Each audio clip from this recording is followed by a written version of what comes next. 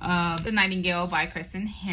My rating, it was a 4 out of 5 for me. It's a very powerful and emotional read, but it was just a little too slow in places for me personally. The one-line summary, this is basically a heartbreaking story of two sisters navigating love, loss, and resistance in World War II France, where survival is just the beginning.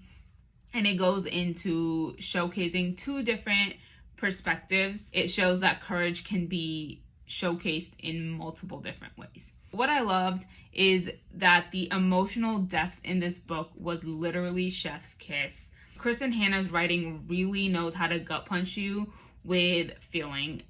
By Anne and Isabel's relationship is so complicated, it's raw, and it's so real.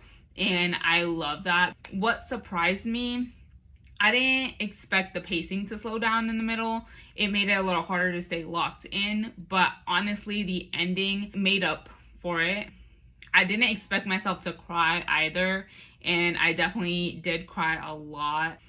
Going into my favorite quote, this is from Vianne, and basically it goes, "If I have learned anything in this long life of mine, it is this.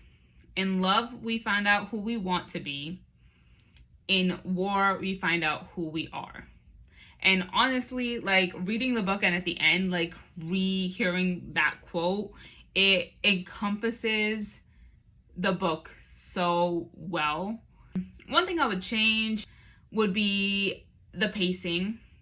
I wish that it stayed as strong throughout the entire book. I do think the first 5 chapters were a little slow, and then in the middle it got a little slow, but outside of that, I wouldn't really change anything. And then the mood vibes for the book were really heart-wrenching, heartfelt, deeply human, slow burn, emotional, and haunting.